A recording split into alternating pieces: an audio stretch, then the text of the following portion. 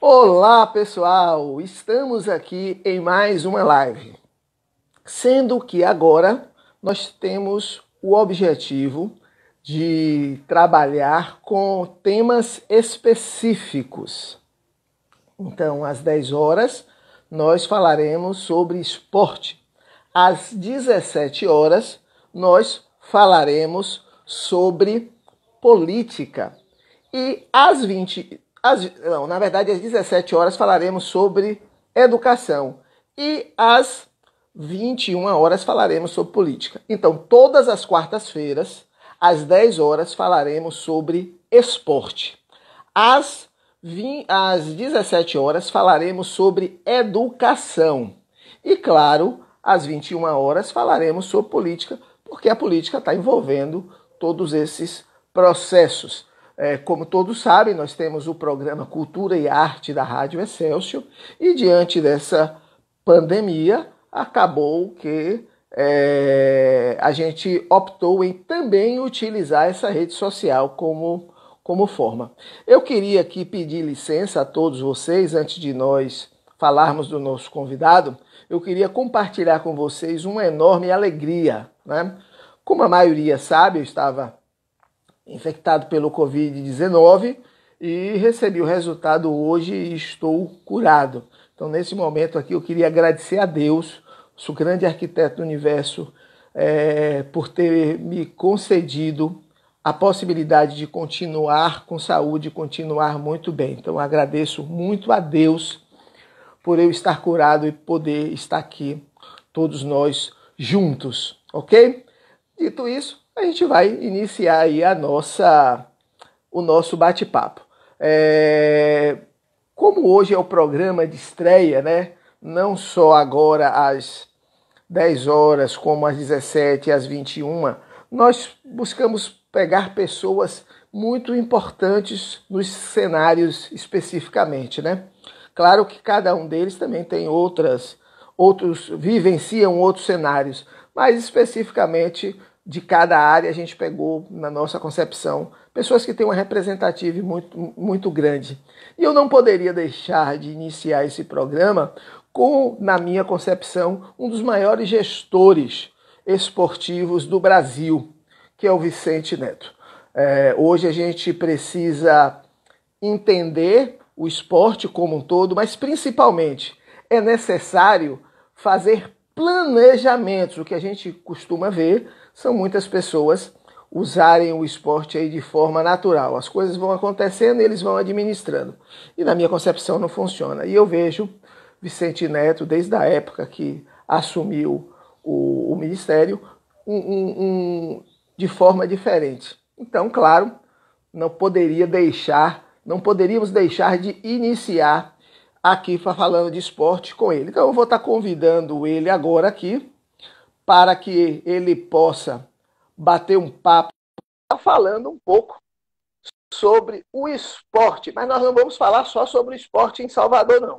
Vamos falar sobre o esporte na Bahia e no Brasil. E claro, eu vou explorar ao máximo o meu amigo Vicente Neto, porque a gente não pode deixar de ter alguém aqui com tantas capacidades, com uma visão tão ampliada e a gente não usufruir o máximo dele.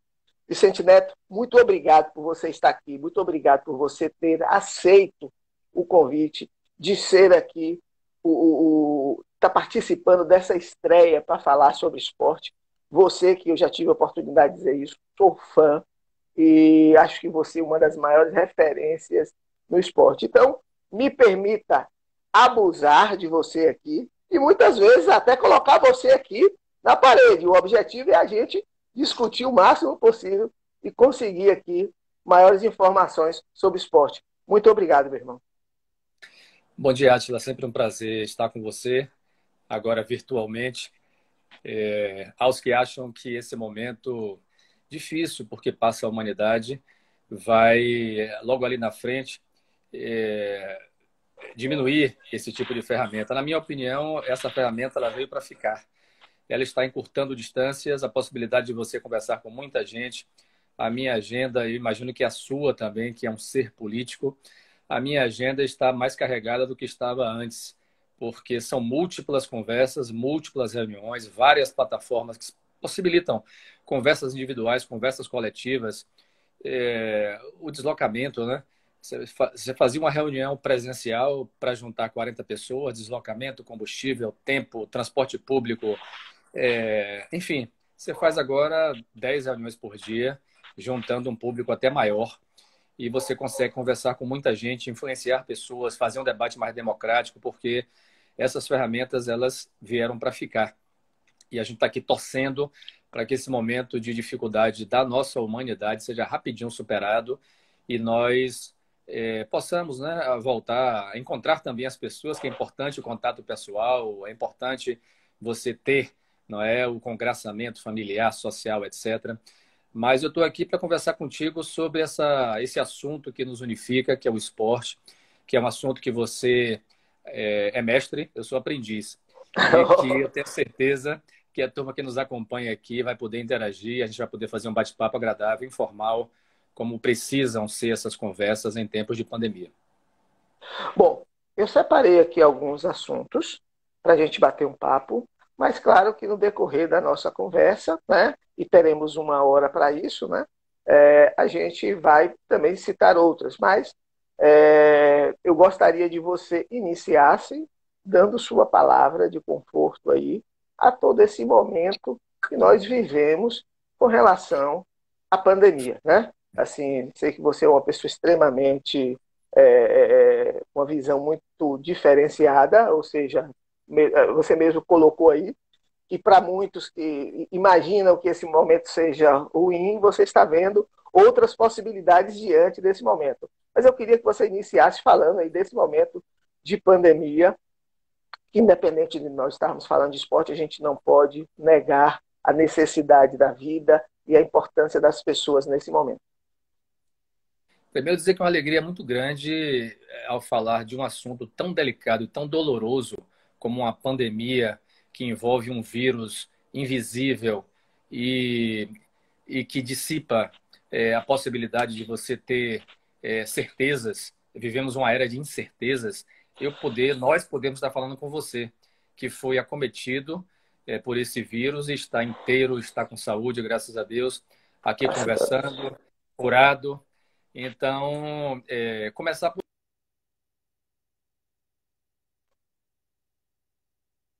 um momento conversando, né? No momento em que o país atravessa esse patamar triste de 30 mil mortes e que nós não temos certezas em relação ao que vai acontecer. Nós não temos certezas no mundo.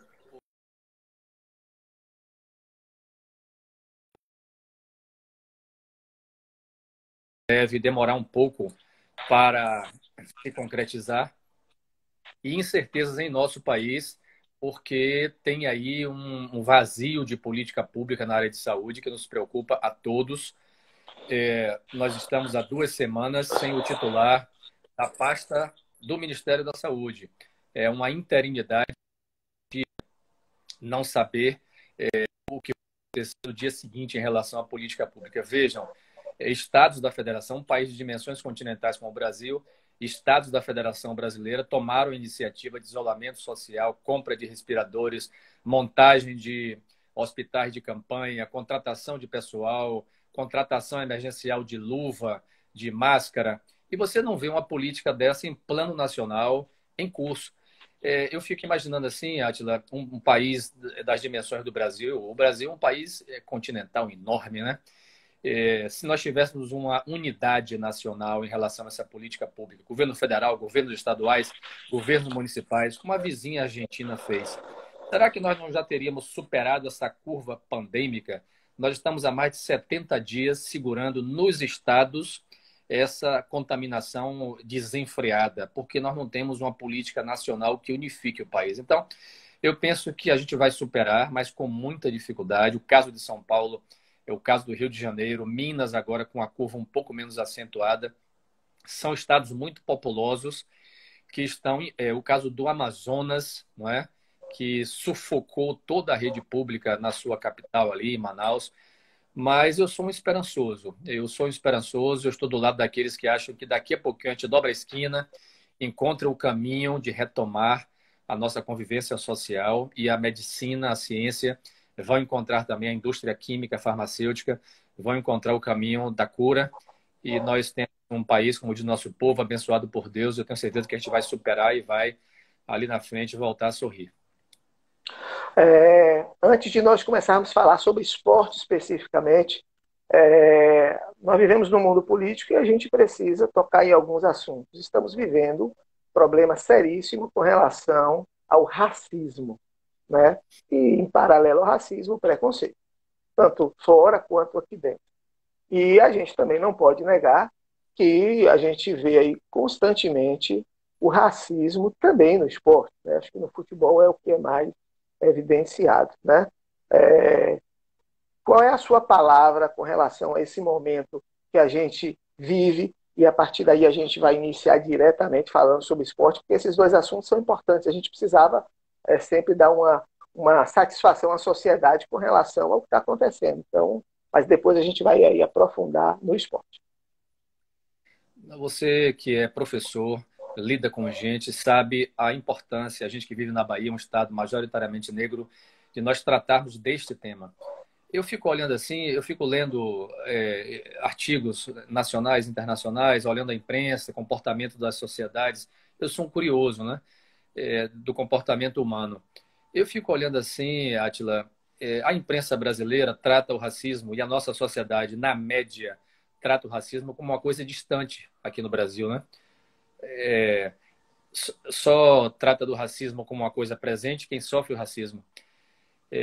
Essa mobilização extraordinária que acontece a partir dos Estados Unidos, mas que contagia o mundo inteiro em defesa de uma sociedade diferente, pelo assassinato de um negro americano de forma covarde por um policial branco.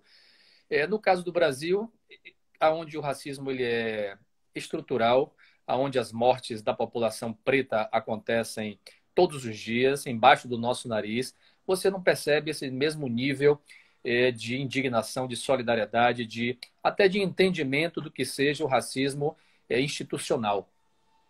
Então, crianças pretas, jovens, homens no geral, são assassinados quase todos os dias e a gente não encontra a mesma solidariedade nos meios de comunicação, na média da opinião da sociedade brasileira. Então, acho que esse momento precisa fazer a gente refletir. O racismo existe com muita força no mundo inteiro, no Brasil é muito forte, mas é muito forte. Eu sinto isso na pele, a gente convive numa sociedade majoritariamente negra, e a gente sente, percebe no cotidiano, existe presente os números da violência, são números que refletem exatamente o que acontece aqui. Há uma matança generalizada da população negra quando você trata de índice de violência por armas de fogo em nosso país, em nosso estado. É um problema estrutural, institucional, da nossa sociedade, de tolerância da sociedade com esse tipo de barbárie. E nós que somos seres da política não podemos fechar os olhos para isso.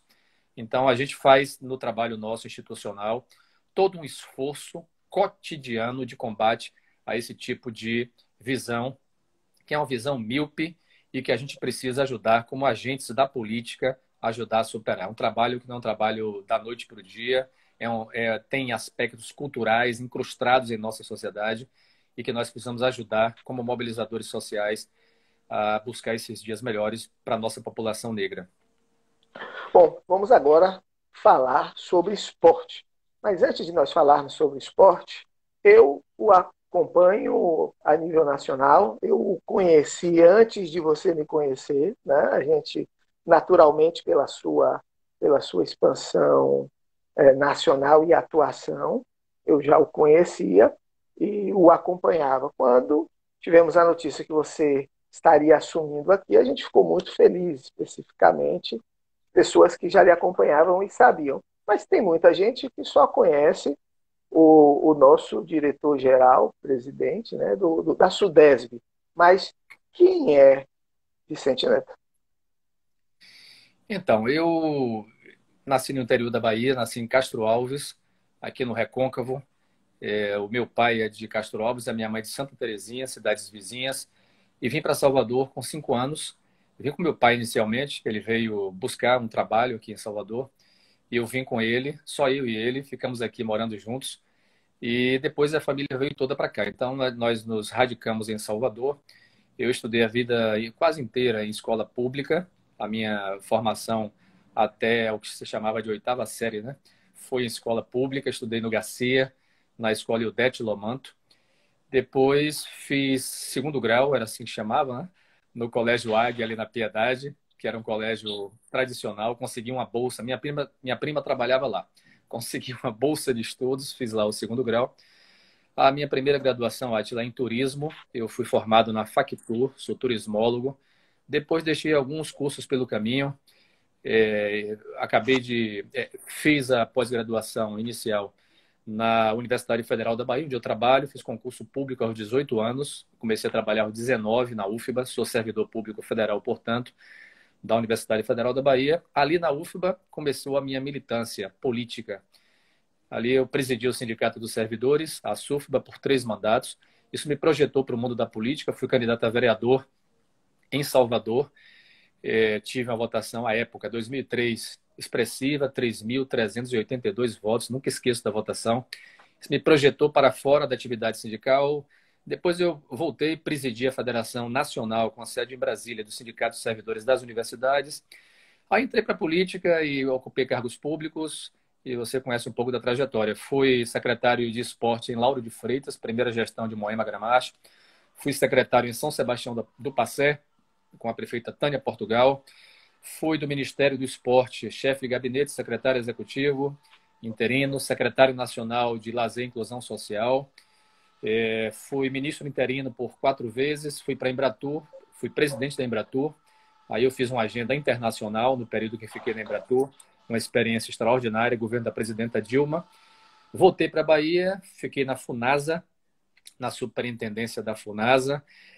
Nesse período, fiz um curso de Direito, terminei o curso, só consegui terminar no ano passado, viajava muito. Então, sou formado em Direito, terminei em dezembro, na Faculdade 2 de Julho. E agora, na SUDESB, fui secretário de Estado da CETRI durante um período.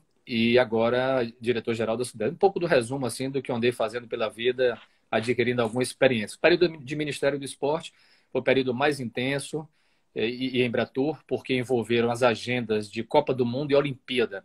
Então foi um aprendizado extraordinário, pude conviver com FIFA, com COI, com as confederações brasileiras, com o mundo do esporte. Um pouquinho da experiência de Lauro de Freitas ajudou na relação com o mundo do esporte. Então, eu fiz um pequeno resumo das coisas que eu andei fazendo. Pronto. Bom, vamos agora falar sobre esporte, né? São exatamente 10h25. Quando tiver 5 minutos para finalizar, para que o Instagram ele permite que ele faça consecutivamente 1 hora, eu lhe aviso e aí você faz suas considerações finais, né? Para a gente poder encerrar sem bloquear. Bom, eu acompanhei ontem, né, a discussão da PL 2824, né, de 2020, que fala sobre ações emergenciais com relação ao esporte, né? Inclusive, já me manifestei nas redes sociais com relação a isso, mas eu gostaria que você dissesse qual a importância hoje, diante desse momento de pandemia, dessa PL ser votada, da sensibilidade de Rodrigo Maia colocar em pauta para ser votado. Qual é a importância disso? Então, nós iniciamos uma mobilização. Aproveitar para deixar um abraço aqui para Júlio César, companheiro que entrou aí e está nos assistindo, a turma da Academia de Edson Carvalho também. Forte abraço, Edson.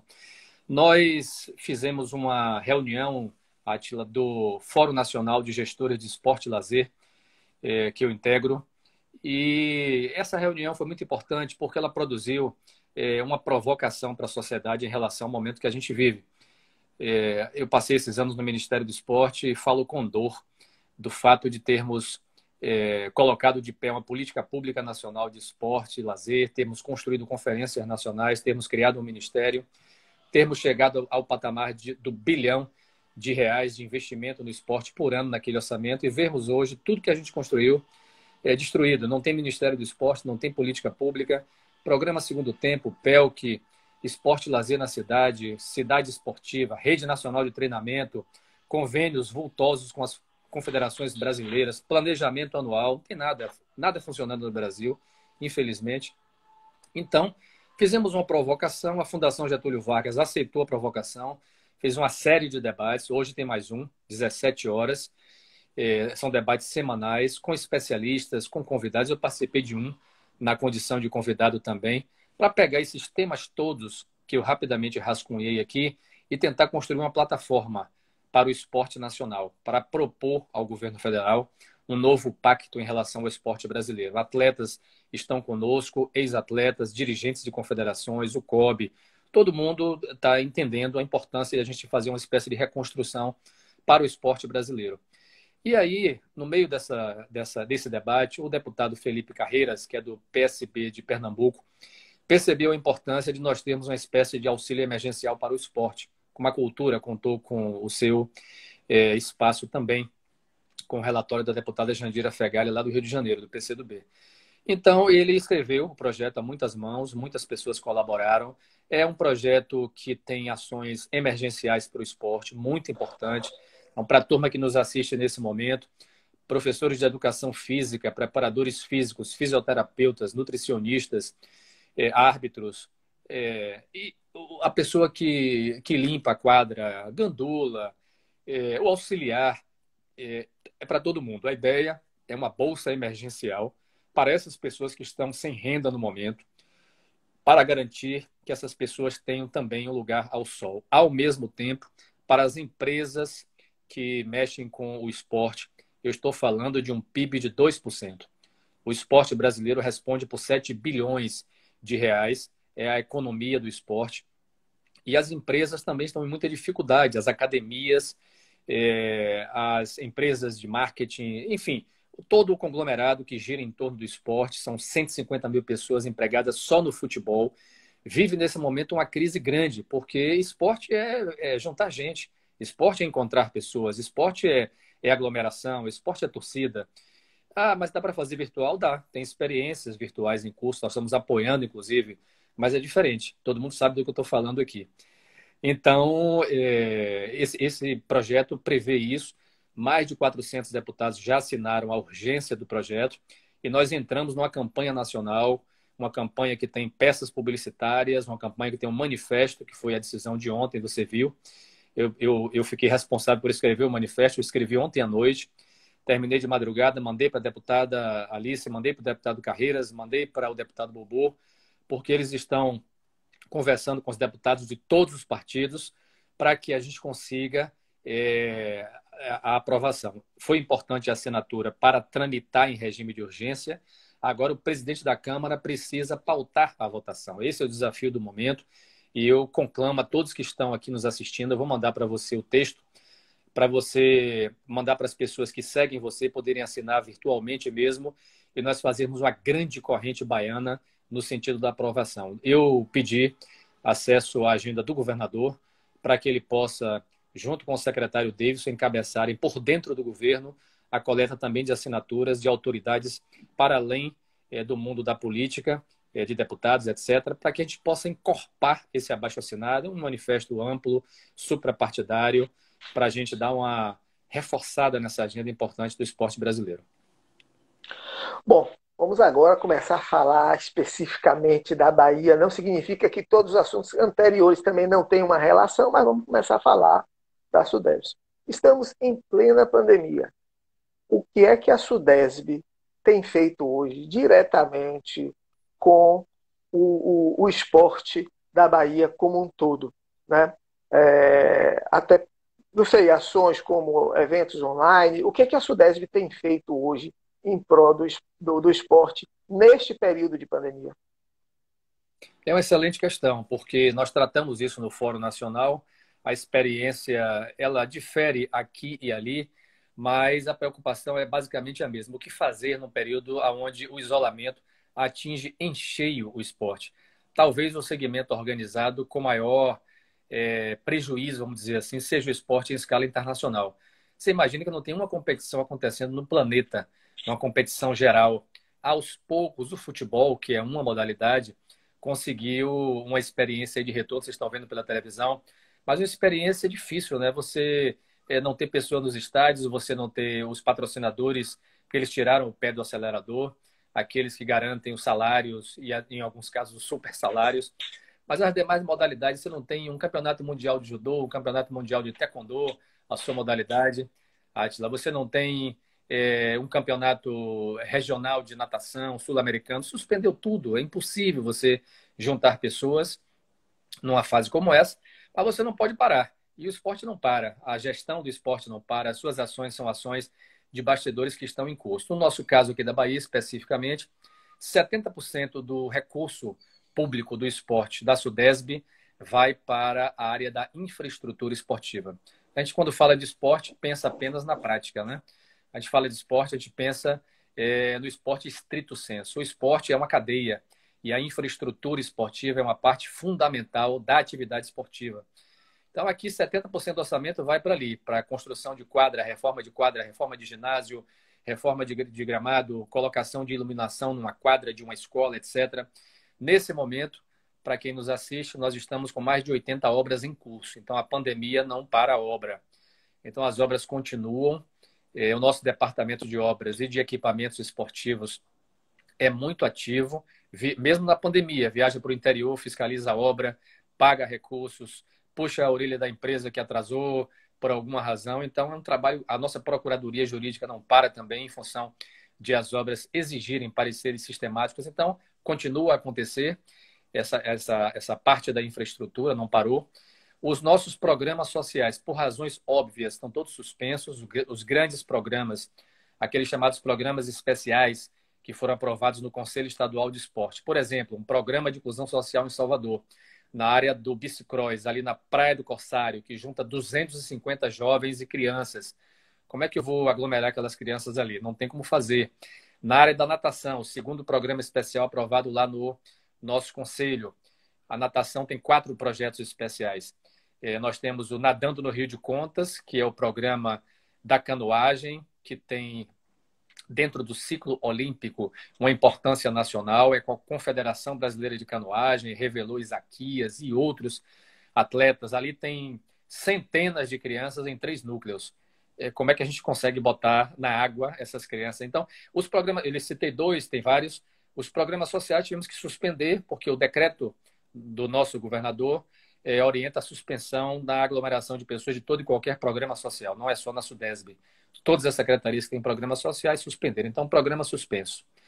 Ações com as federações. Nós fizemos no final do ano, a Átila é testemunha disso, nós fizemos uma conversa com as federações por modalidade para discutirmos o planejamento 2020. Entendemos como cada federação estava pensando, olhamos o calendário, discutimos convênio, recursos, planejamos uma matriz, ela está pronta para 2020.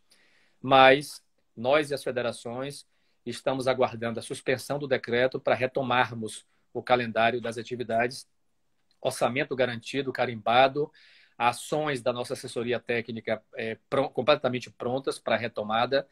Estamos discutindo neste momento, o Conselho foi convidado para segunda-feira, protocolos de retorno que vão ser conversados com cada uma das federações.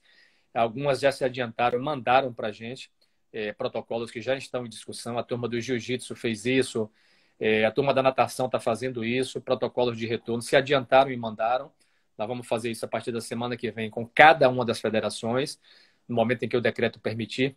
Então, são iniciativas que estão acontecendo nesse nível. Sobre o que você perguntou, ações online também. É interessante essa movimentação das entidades associativas, das ligas, das federações. Chama atenção para 3 que chegaram com força para a gente. A Federação Baiana de Triatlon, o Kleber, que é um cara muito ativo, você conhece, organizou pela FEBATRI um campeonato baiano de triatlon com o apoio da Sudesb. É virtual, é pequeno, é uma iniciativa inovadora, tecnologicamente, muito legal. A Federação Baiana de Ginástica fez a mesma coisa, um camp online com os profissionais fazendo a análise individualmente dos movimentos das ginastas, um negócio bem bacana, com premiação, com tudo. E a Federação Baiana do Desporto Aquático, alguns movimentos, não dá para fazer todos, são analisados a partir de profissionais experientes, com uso de elásticos, etc., para que a avaliação seja feita e o profissional e o atleta consiga ser avaliado também. São iniciativas interessantes. Tem a turma do dominó e do xadrez, que estão fazendo coisas nesse sentido. E a Federação Baiana de Games procurou também para fazermos games online nessa fase, para estimular, em especial, a juventude que está assistindo aula em casa, mas que tem um tempo de lazer que pode ser ocupando a mente, estimulando os neurônios, garantindo o raciocínio lógico e abstrato. Então, tem coisas acontecendo que, nesse momento, mostram que é possível a gente superar com inovação e criatividade. Você comentou sobre infraestrutura e a gente que anda pelos corredores sempre ouve falar muito sobre dois aspectos específicos, né? Na verdade, são vários aspectos, mas assim, e aí eu vou falar deles e você vai dando, né, dizendo o que está acontecendo. Primeiro é um ginásio, né? Depois da perda do Balbininho, que tinha suas diversas dificuldades, mas de qualquer forma a gente tinha ali um ginásio que tinha uma capacidade grande, né? Então, o que dizem os especialistas é que hoje nós estamos limitados em eventos internacionais, porque muitos dos ginásios que nós temos não têm uma capacidade exigida. Também, então, assim, primeiro vamos falar sobre o ginásio. Como é que está a visão do governo do estado com relação? Eu sei que Cajazeiras tem um excelente ginásio, mas parece que ele não comporta uma quantidade maior de pessoas e algumas entidades não aceitam fazer eventos internacionais lá. Como é que está isso, essa organização? Bom, nós temos uma quantidade de ginásios no estado da Bahia que é bastante razoável se nós compararmos com outros estados da federação. Estão sob nossa responsabilidade direta, ligados à SUDESB ou à Secretaria de Educação, porque a parceria no estado é uma parceria dupla. Tem ginásio que está sob nossa responsabilidade e outros que estão lá com a SEC. Nós temos mais de 40 unidades espalhadas na Bahia, que são poliesportivos, que são multiesportivos e que atendem a uma demanda de um estado do tamanho da França. Porque quando a gente pensa na Bahia, tem que pensar no estado inteiro, um estado territorializado, grande, e que tem atividade esportiva acontecendo na Bahia, né? Em todo o território. Então, são mais de 40 unidades que estão em estágios diferentes de requalificação, alguns reformados, outros em reforma, outros por reformar, mas boa parte deles em condições plenas de receberem atividades esportivas e de lazer. No interior do estado, é bom lembrar que esses equipamentos são, em boa medida, o clube social da cidade. É ali que acontece o casamento, a formatura, o batizado, a jornada pedagógica. Então, são equipamentos multiuso de muita importância. E aqui na capital, que é o que você se referiu, Átila, nós temos o ginásio poliesportivo de Cajazeiras. Nós tínhamos um ginásio que era ao lado da Fonte Nova e ganhamos um ginásio no maior bairro da América Latina, que é um bairro popular. Um bairro que, dizem os especialistas, junta mais de 600 mil pessoas. É do tamanho de Feira de Santana.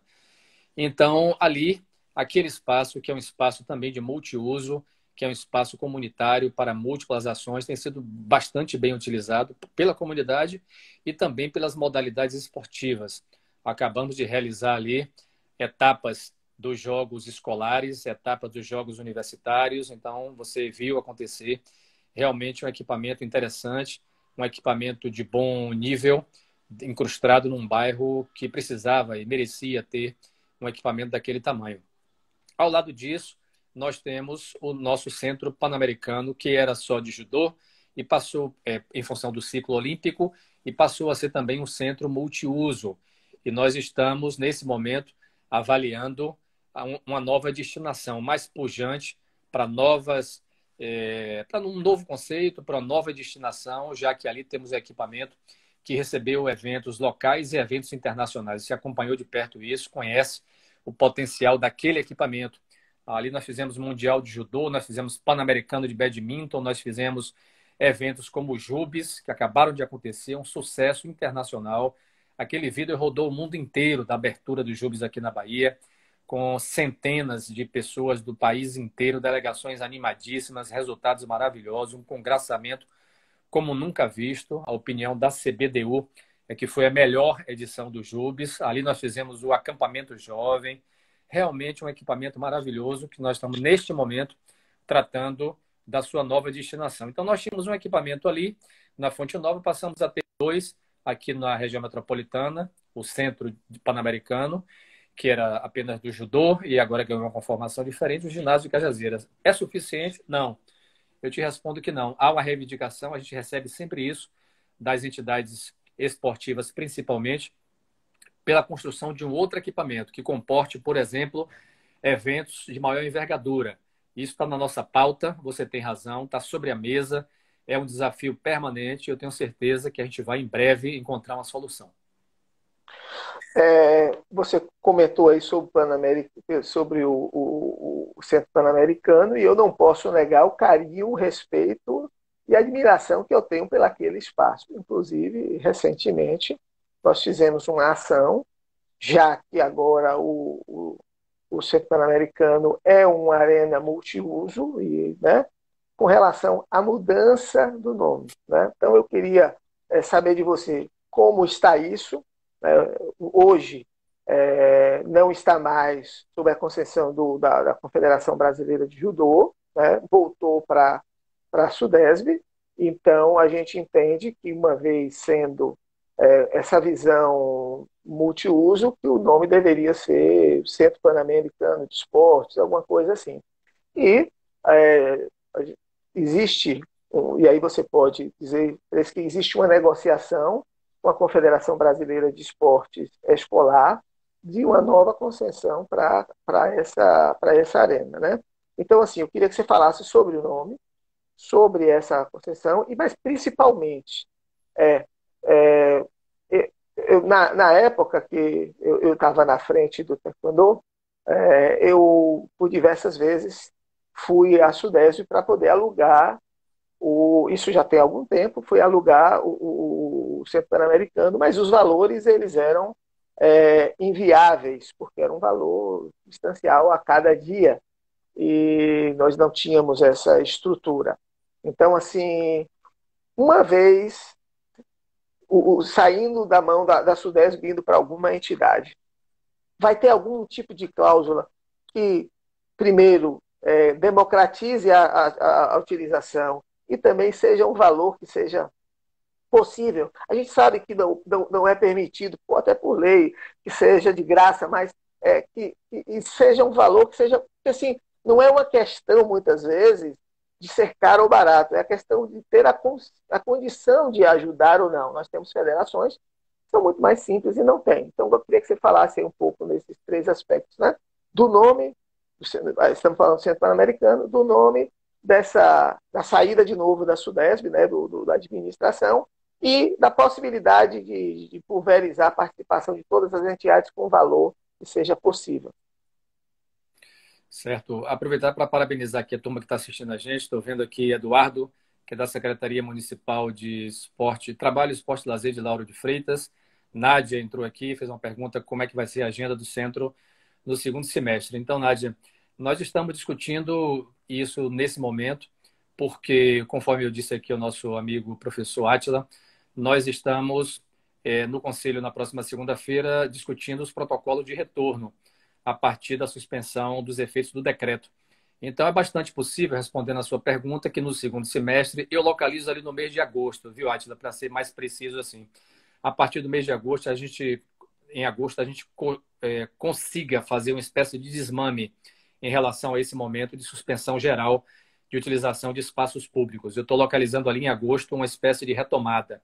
Mas não quero afirmar categoricamente que é agosto, porque não sabemos como a curva pandêmica vai se comportar até lá. Os dados mostraram que, infelizmente, ontem voltou a subir o número de óbitos no Brasil. Então, a gente torce e espera que isso se reverta, mas não dá para exercer, nesse momento, uma futurologia nesse sentido. Então, Nádia, eu localizo agosto, mas até lá a gente volta a conversar para ver se é isso mesmo.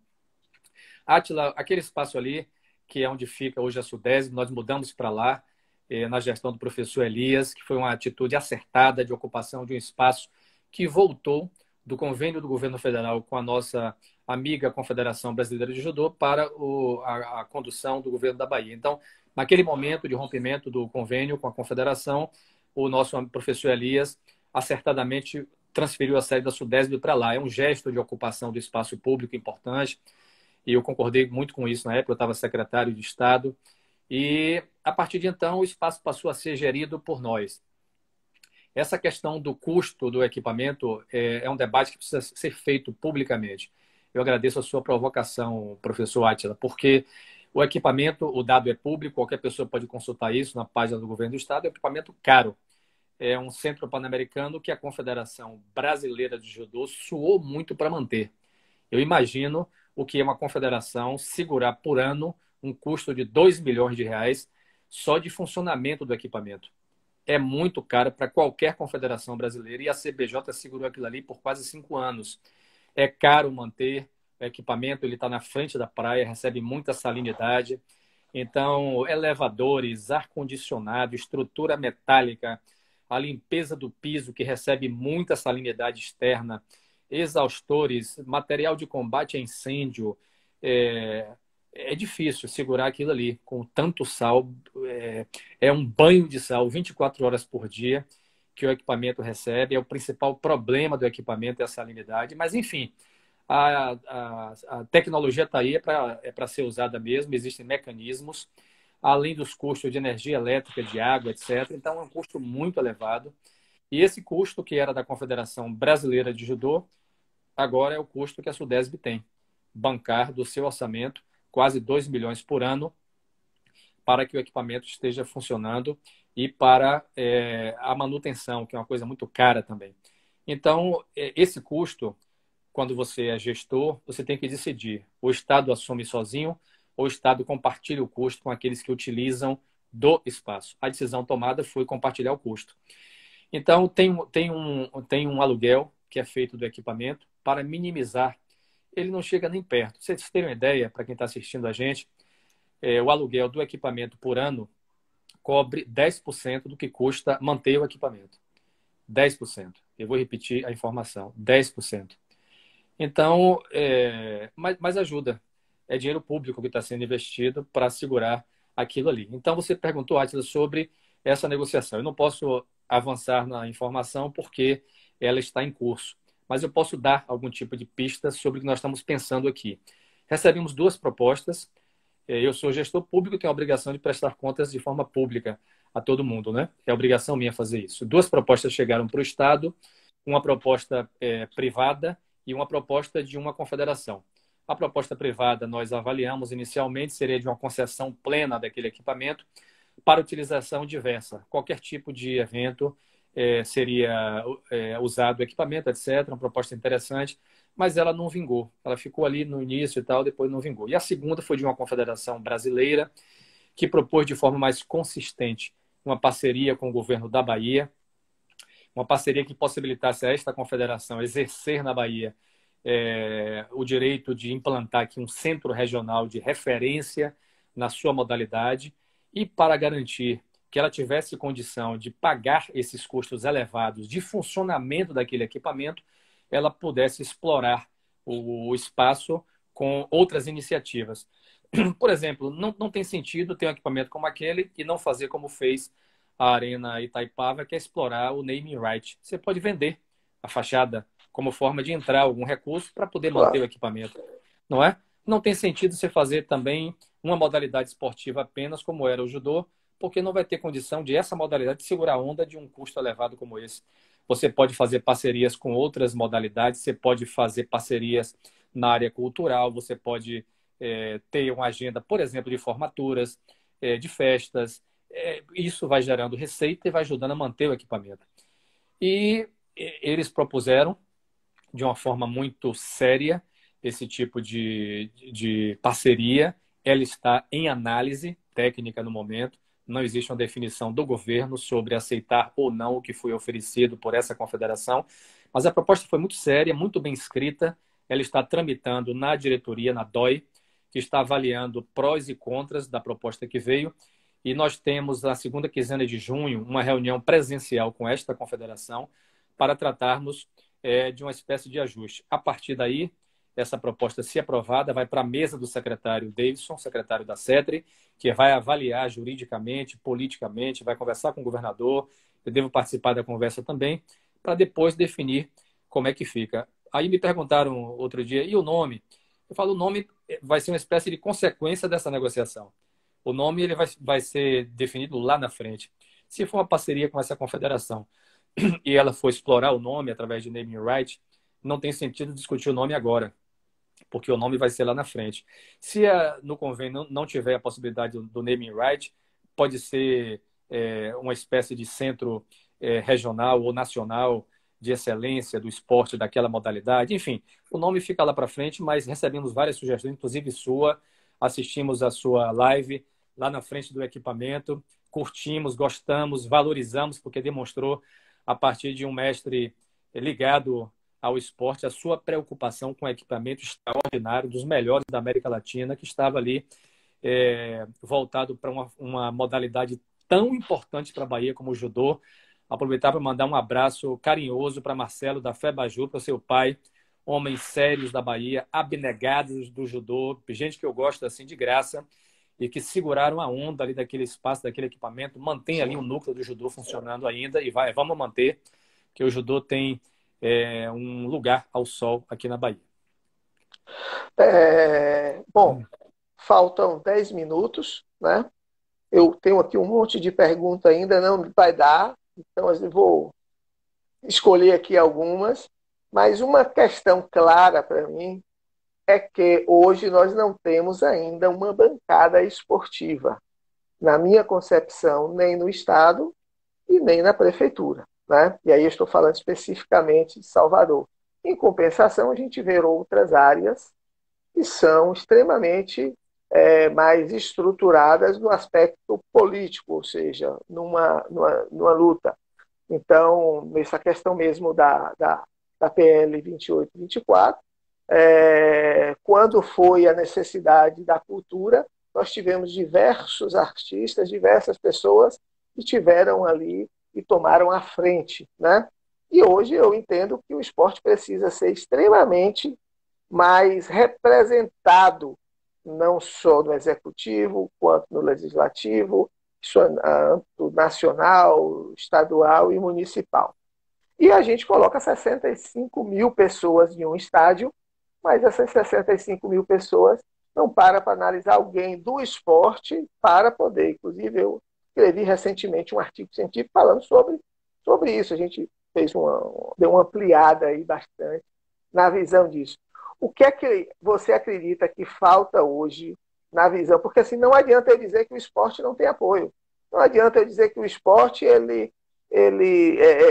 não tem representatividade se eu não faço para que ele tenha. Na sua visão, o que é que falta hoje para que as pessoas entendam que o esporte precisa ser gerido por pessoas do esporte que tenham essa capacidade, que entendam que planejamento é necessário e que tenham andado nos corredores, vivenciem o dia a dia? Eu assino embaixo da sua opinião, tenho uma dificuldade grande de compreensão nesse sentido. Eu penso, a gente fez inclusive um seminário juntando gestores municipais de esporte e lazer. O seminário aconteceu lá no CPJ, juntou 119 gestores da Bahia. Há um movimento no Estado, a partir do Conselho Estadual de Esporte e Lazer, professor Romilson da UFBA, professor Wilson da UNEB e outros estavam comigo. O Wilson, que é o secretário de Lauro de Freitas, de esporte, nessa coordenação que realizou esse seminário. A gente pôde ver exatamente o que você disse aí. Tem uma dificuldade muito grande na gestão pública de compreender a importância de quem entende do esporte estar à frente das pastas relacionadas ao esporte. A mesma coisa nas câmaras municipais, nos executivos, nos vários níveis. Veja o que está acontecendo agora no que sobrou de Ministério do Esporte. Tem que ser gente do ramo que compreenda a gestão do esporte. Não dá para ter gente que vai experimentar e aprender fazendo a gestão. Isso é uma irresponsabilidade. Então, eu assino embaixo da sua opinião.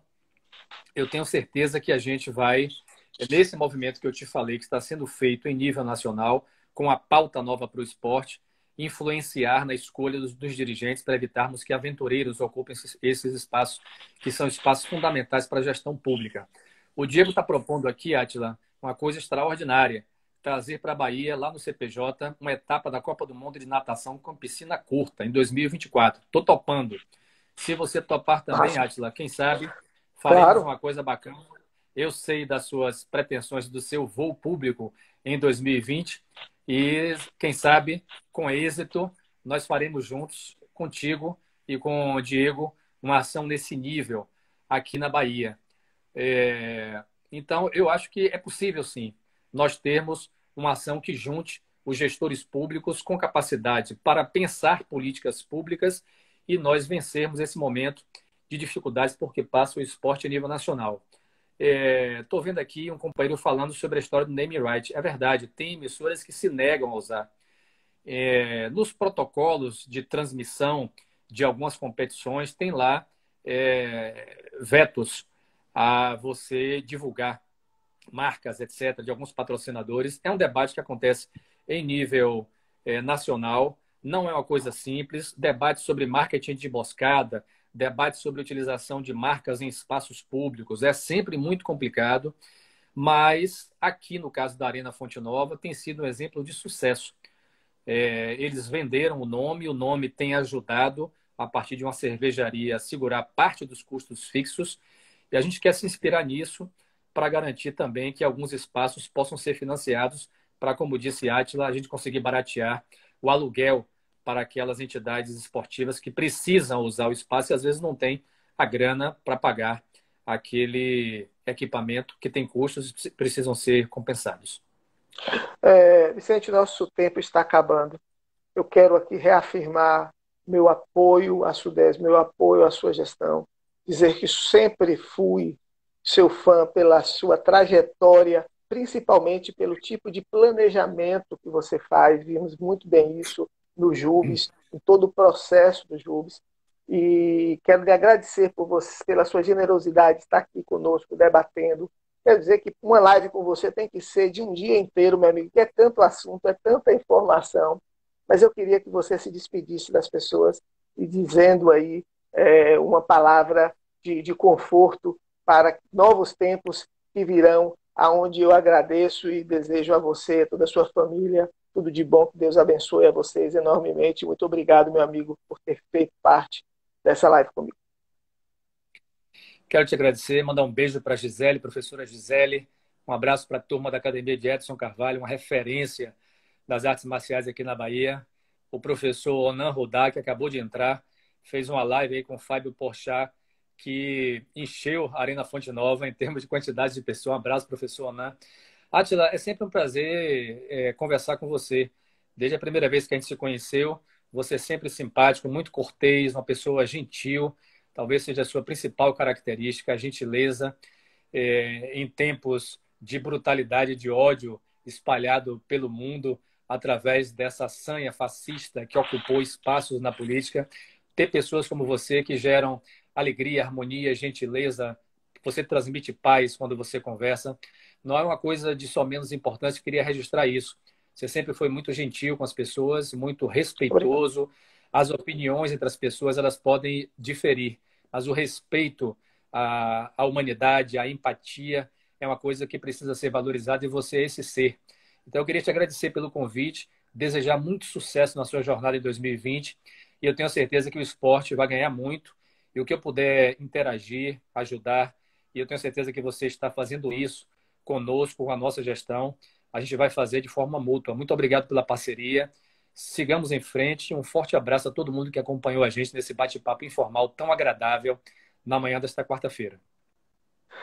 Obrigado, um abraço grande. Em breve vamos nos abraçar pessoalmente. Fica com Deus, meu amigo. Abraço grande. Falamos com esse ícone do esporte na Bahia, da gestão do esporte na Bahia, que é Vicente Neto, atual diretor da SUDESB, e, na minha concepção, é fundamental